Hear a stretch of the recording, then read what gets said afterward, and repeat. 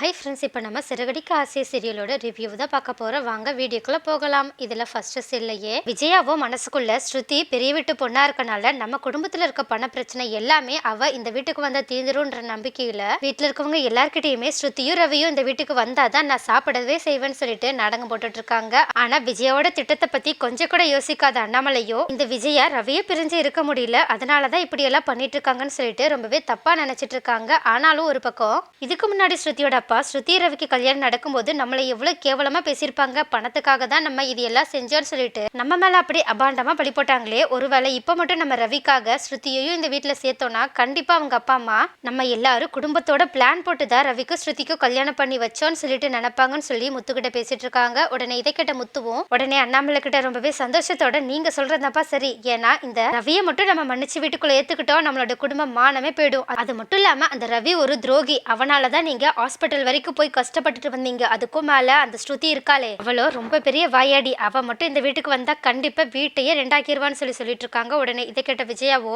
முத்துக்கிட்டே அண்ணாமலை கிட்டயும் டே என்னடா சொல்லிட்டு இருக்க, ரவி என்னோட பையன், என்னோட 3 பசங்களும் அவங்களோட பொண்டாட்டிங்களும் என் கூட சேர்ந்து ஒரே வீட்டுல இருக்கும்னு ஆசைப்படுறேன்னு சொல்லிட்டு வெளியே சொல்லிக்கிட்டு மனசுக்குள்ளேயோ ரொம்பவே காமெடியா இந்த ஸ்ருதி வீட்டுக்கு வந்தாதாண்டா நம்மளோட பண பிரச்சனை எல்லாமே தீரும், தயவு செஞ்சு அதை மட்டும் கெடுத்துடாதான்னு சொல்லிட்டு யோசிச்சுட்டு இருக்காங்க. ஆனா இன்னொரு பக்கமும் இது எல்லாத்தையுமே கேட்டுட்டு இருக்க மனோஜ் அவங்க மனசுக்குள்ள ரவி கல்யாணம் பண்ண பொண்ணு ஸ்ருதியோ ரொம்ப பெரிய பணக்காரி, அவ மட்டும் இந்த வீட்டுக்கு வந்தா கண்டிப்பா நம்மள அவமானமா தான் நடத்துவா, அதனால அவங்க 2 பேரும் வீட்டுக்கு வராம இருக்கிறதே நமக்கு நல்லதுன்னு சொல்லிட்டு யோசிச்சுட்டு நம்ம முத்துக்கு ஆதரவாவே இருப்போம்னு சொல்லிட்டு நினைச்சிட்டு இருக்காங்க. ஆனா விஜயாவோ அடம் பிடிச்சுக்கிட்டு கண்டிப்பா அவங்க வர வரைக்கும் நான் சாப்பிட மாட்டேன்னு சொல்லிட்டு போராட்டமே நடத்திட்டு இருக்காங்க. உடனே இதை பார்த்த அண்ணாமலையும் விஜயா பண்றதை பார்த்துட்டு கொஞ்சம் மனசு இறங்கி போய் விஜயாக்கு ஒரே ஒரு கண்டிஷனோட ரவிக்கும் ஸ்ருதியையும் வீட்டுக்கு ஏத்துக்கிறதா சொல்றாங்க. உடனே விஜயாவும் அது என்ன கண்டிஷன் சொல்லி கேட்க உடனே அண்ணாமலையோ விஜயா தலையில இடியே இறங்குற மாதிரி ஒரு கண்டிஷன் சொல்றாங்க. அப்படி அது என்ன கண்டிஷன்னா ஸ்ருதியையும் ரவியையும் நான் இந்த வீட்டுக்குள்ள அலோவ் பண்ணணும்னா கண்டிப்பா ஸ்ருதியோட அப்பா அம்மா ஸ்ருதியோக்கும் ரவிக்கும் நடந்த கல்யாணத்துக்கு சம்மதம் தெரிவிச்சது மட்டும் இல்லாம அவங்களே ஸ்ருதியை இந்த வீட்டுக்கு வந்து விடணும்னு சொல்றாங்க. அதுக்கும் மேல ஒரு முக்கியமான கண்டிஷன் இருக்கு, ஸ்ருதி வரும்போது அவங்க அப்பா அம்மா கிட்ட எனக்கும் அந்த சொத்துக்கும் எந்த சம்பந்தமும் இல்லைன்னு எழுதி கொடுத்துட்டு வரணும்னு